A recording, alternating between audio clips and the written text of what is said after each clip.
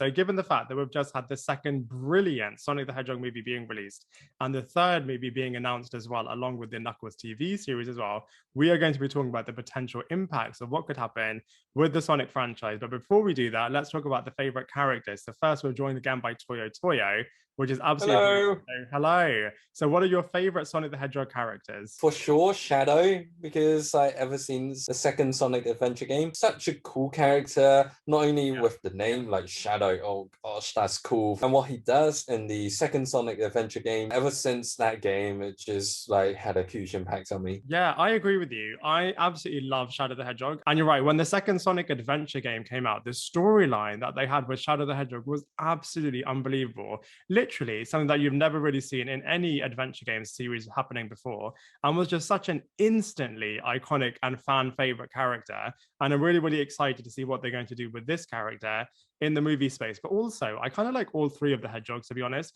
I guess Sonic has a bit of an unfair advantage because he's got so many storylines and so many video games, comic books, movies, TV shows dedicated to this character. So of course he's such a fan favorite and such a brilliant character.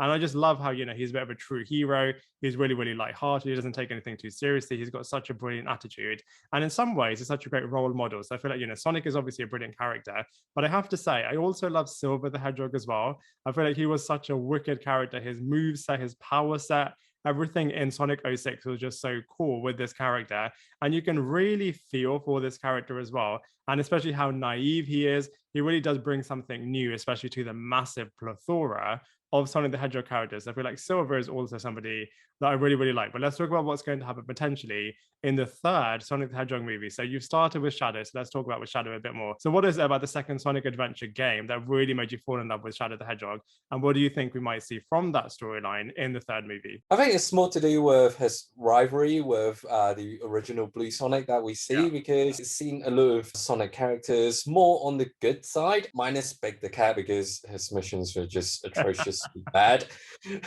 Yeah, it still give me nightmares with all the fishing missions. Fishing missions, yeah. Yeah. Oh, good times. With the rivalry of Shadow and Sonic, it just gives it the depth that all good video game needs. Good rivalries, in whether it's games or movies.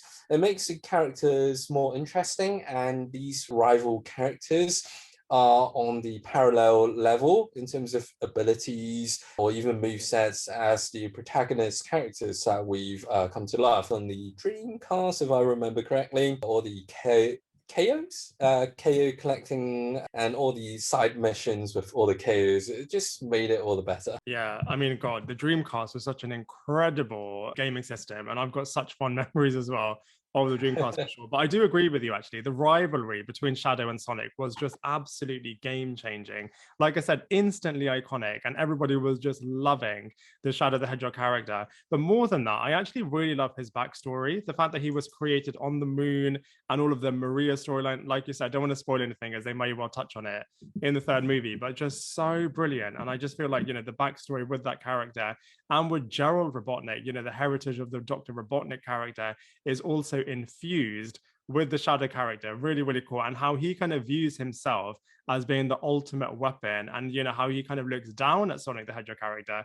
I feel like actually this character is just so layered. And then, again, don't want to spoil too much, but then, when you see Shadow in future games, he then becomes a bit of an anti-hero. He's then trying to save the world, his partnership with Rouge the Bat and with Omega as well. I just feel like this character has just got such potential and is just such a brilliant powerhouse of a character. And like you said, the way in which he uses, the Chaos Emeralds, the Chao, all of this stuff is just such potential brilliance for the third movie with the Shadow the Hedgehog character. But next, I think we're going to see Silver. I feel like we're going to for sure see Silver in a future movie. And like I said, I absolutely love this character as well, especially the way in which in Sonic 06, you're kind of seeing the end of his world. And now he blames Sonic and is tricked by Mephiles into thinking that actually Sonic is the one to blame for the destruction of his world. And when he kind of sees Sonic the Hedgehog, Sonic is really confused. He doesn't know why on earth he's being targeted by this powerful superhouse of a character as well. I absolutely love the fact, on a side note, that Amy kind of confused both Shadow and Silver for Sonic. I feel like they have to do that whenever they introduce Amy the Rose in this movie as well. But what are your thoughts on kind of Silver the Hedgehog and Sonic 06 being adapted into a movie storyline? It will be interesting to see how Sonic will react when he's given this love interest. And because like in a lot of movies, when characters are given love interest, it takes the storyline to another whole new level because there's someone else they need to consider, like saving the girl, and they like it'll change a lot of things. And with Jim Carrey's portrayal of Dr. Eggman, every time we see him in Sonic 1 or even Sonic 2 now, he's growing and evolving to the Dr. Eggman that we've come to know with a bigger mustache. So he's kind of evolving. Now, in the next one, he needs the belly. Yeah. Well, Jim Carrey has said that he does want to play the fat Eggman character. So I feel like you're right. That's going to be the next evolution of Dr. Robotnick for sure. The next game that could be adapted is Sonic Heroes. And Sonic Heroes was really, really cool. As like, you know, you were kind of alluding to, they've got these different teams. Big the Cat, your kind of nemesis, Big the Cat could be making an appearance in that game. Yay. In that video game adaptation. And that could also be where we see Metal Sonic. I feel like Metal Sonic could be really, really cool because Jim Carrey's Dr. Robotnick character does still have the quill of Sonic the Hedgehog. So we could use that to create the metal doppelganger version of Sonic the Hedgehog. And I just can't wait to hear how Ben Schwartz is going to really bring these aspects of the character to life. As like you said as well, Amy Rose, kind of seeing that and Sonic, such an iconic relationship as well from the video games being adapted into live action. And they kind of need some female characters, I think, within the Sonic movie universe. So Amy Rose, for sure, I think you're right, is definitely going to be in the third movie. But let's talk about Chaos. So Chaos could also be in a future storyline. And we've also got the Chaos Emeralds now within the Sonic movie universe. And of course, the Chaos Emeralds take their names from Chaos the creature. So do you feel like we'll see Chaos the character in some future movies? I think it'll be dependent on how much budget they've got. Because within the video game medium, they can produce everything within that specific engine. So they can establish everything within the same engine, the same graphics, etc. But when it comes to the movie medium, it's very different because it's going to be in such a grand scale because otherwise you can't establish and do this chaos justice. It sounds weird, but chaos justice, that's what we need. So they need definitely a lot of money to polish out the CG. Otherwise, they'll end up clunky green screen thing that we've seen in some low budget movies, which we definitely don't want. And because with the two Sonic movies that we've gotten so far, it's not bad. Seriously, it's not bad. The CGI, it's cool. It doesn't take me out of the immersiveness of the movie. So I really want them to carry on with this trend when they make the third movie.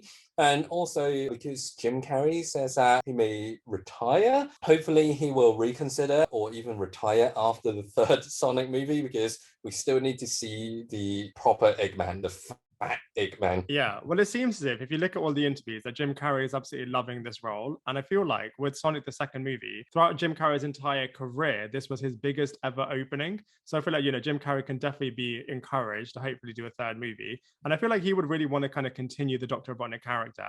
Hopefully we'll kind of see it beyond the third movie as well. But, you know, I feel like if it even is the third movie, then that would be a nice kind of place to conclude this character. But let's talk about beyond the third movie. So I feel like, you know, other characters, most recently from Sonic Forces that could be making an appearance could be Infinite. So Infinite was a massively powerful character and he was able to control all of the evil enemies. So, you know, Zavok, he was able to control Chaos, he was able to control, you know, Metal Sonic, Shadow.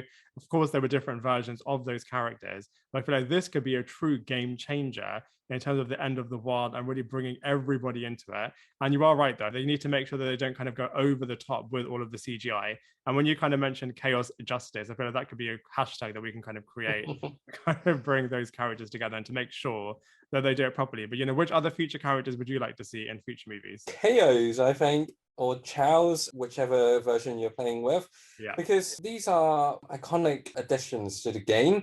And if I remember right, back in days with the Dreamcast controller, you can plug in this kind of pocket machine things where you can take it out and just like a Tamagotchi or Digimon. Oh gosh, 2000s.